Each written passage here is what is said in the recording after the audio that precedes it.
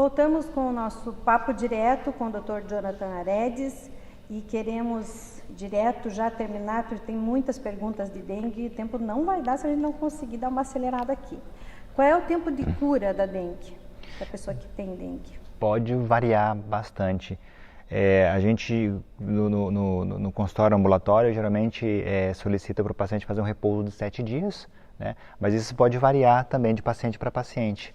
Aí, geralmente, 7 até 10 dias é o período de remissão e o paciente vai ter uma vida normal logo em seguida.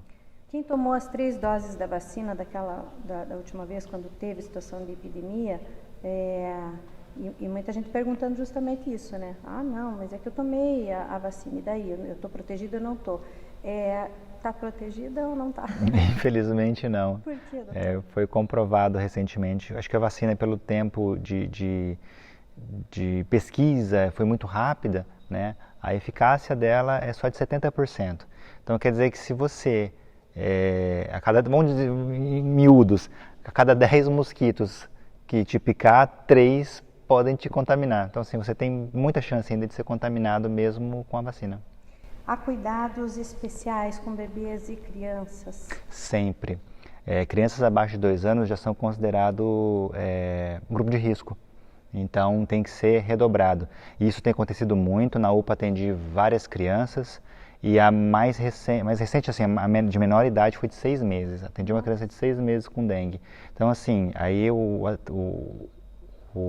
a preocupação é redobrada, né? Porque a forma que as crianças menores de 2 anos reagem é um pouquinho diferente. É muito parecido com a do idoso por conta da própria imunidade. Então tem que ficar de olho nisso também. Achei interessante você falar aí da questão do grupo de risco, né? Existe um grupo, vamos relembrar também isso, né? Existe um grupo de risco da dengue também? Tem idosos, crianças, como eu falei, menores que 2 anos, gestantes e portadores de doenças crônicas, né?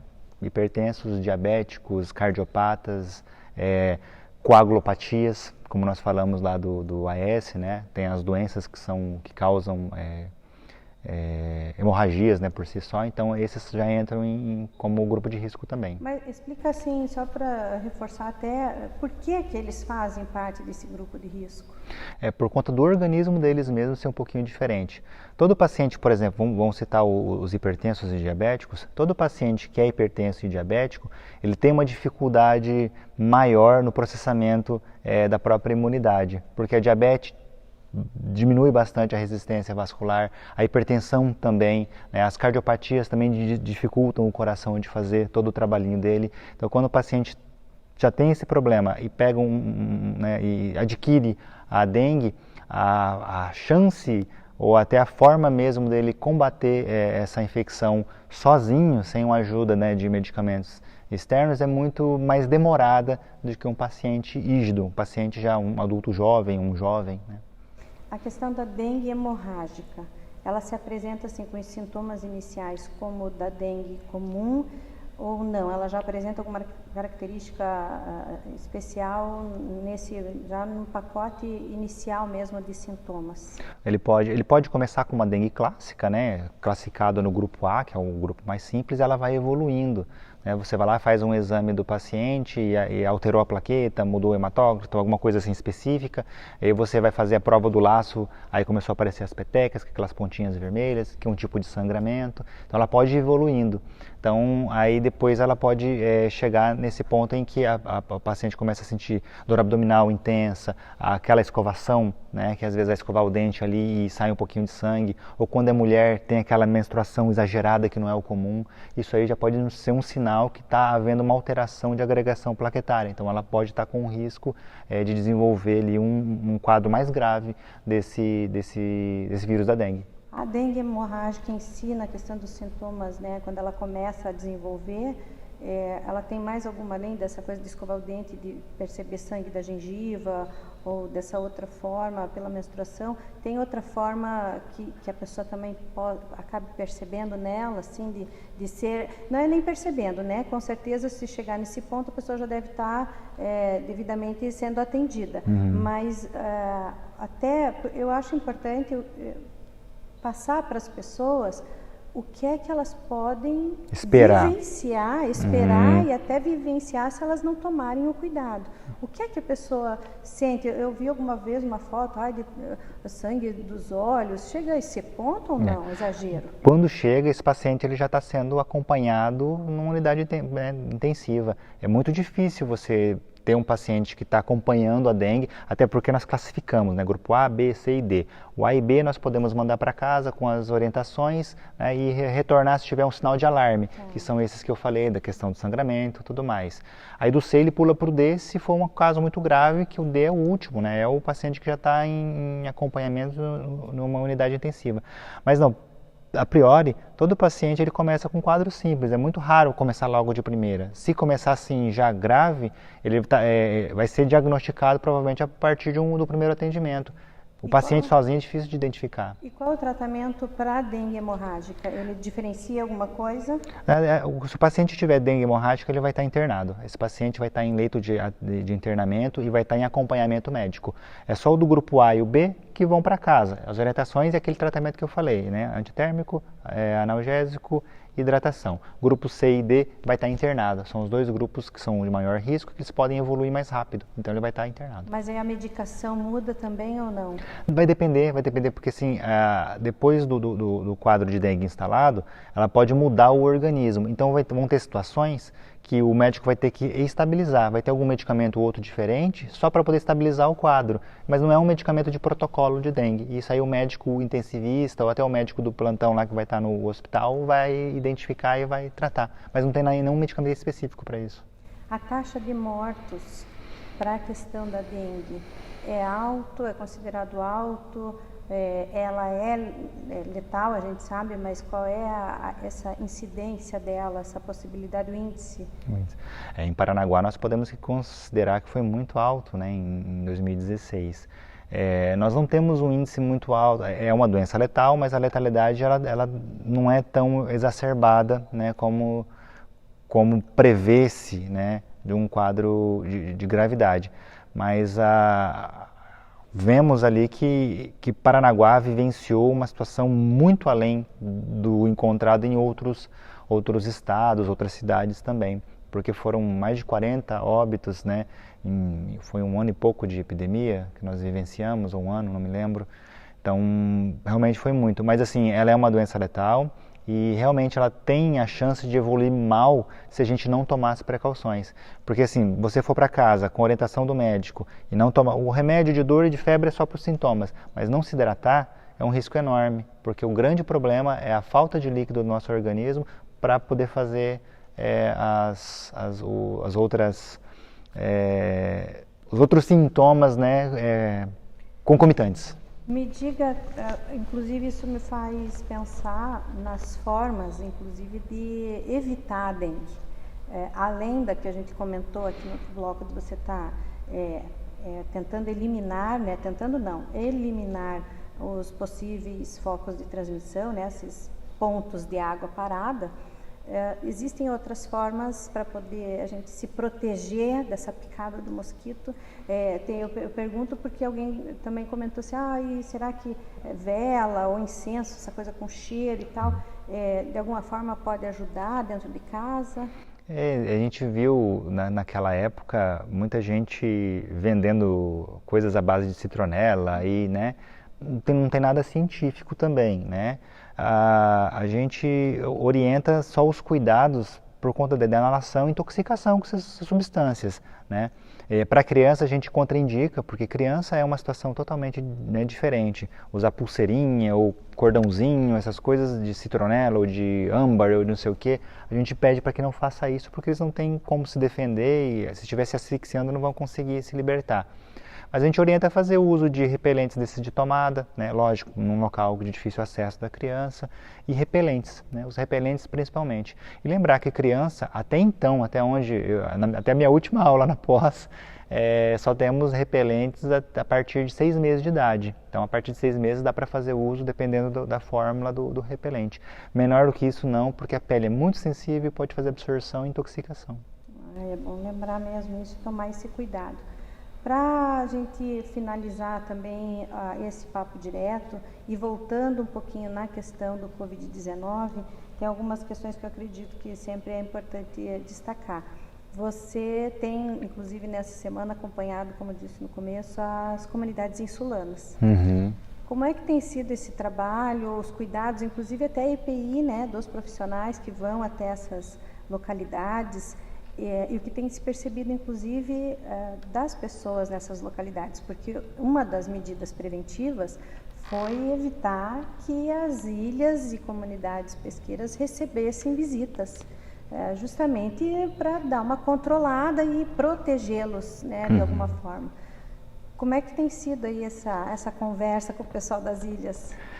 Eu falo que as ilhas é uma situação à parte, porque tanto é que eu brinquei que eu me encontrei ali, né?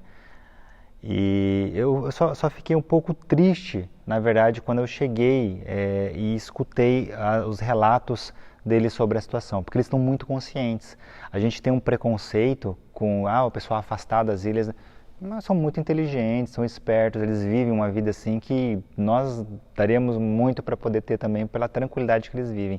Só que eles estão ansiosos e preocupados, porque muita gente está burlando essa situação, né, de evitar o contato e estão indo para essas regiões, seja para a própria quarentena, né, para o próprio confinamento, e esquecem que saindo de um grande centro, você está correndo um risco gigante de contaminar pessoas que estão isoladas ali já por, né, quantos anos. Mas assim, a parte boa de toda essa situação é que eles são conscientes. Hoje eu vim de Eufrazina, antes de chegar aqui, a Eufrazina, mandar um abraço pro pessoal de Eufrazina, são muito queridos. E todo mundo de máscara, coisa assim, como foi em Teixeira, como foi em Europinha recentemente também, todos eles usando máscara. Aí você pensa, nossa, mas será que eles têm tanta necessidade? Mas eles sabem que eles têm a necessidade, eles fazem, eles são conscientes. Então eu fico feliz porque as comunidades marítimas ali, os insulanos, eles estão mais conscientes, inclusive, do que a gente aqui no continente. Importantíssimo a gente saber disso também, porque afinal de contas, a Paranaguá tem essa particularidade mesmo, né?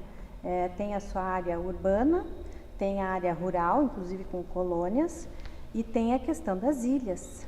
Tem as comunidades insulanas, onde você só vai ter acesso mesmo pelo barco, e aí essas comunidades, para quem não conhece, elas são bem simples, elas não têm um supermercado, elas não têm uma loja de material de construção, às vezes, me corrija, de repente, farmácia. Aí o que acontece?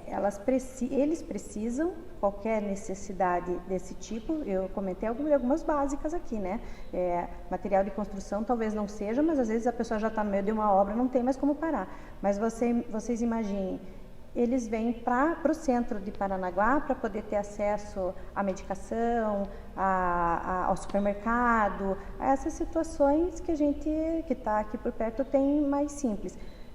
Por isso esse cuidado, saber como é que eles estão lá, porque a gente tem realmente muitas famílias nessas regiões e nessas regiões com essa estrutura. Exatamente, é bastante e...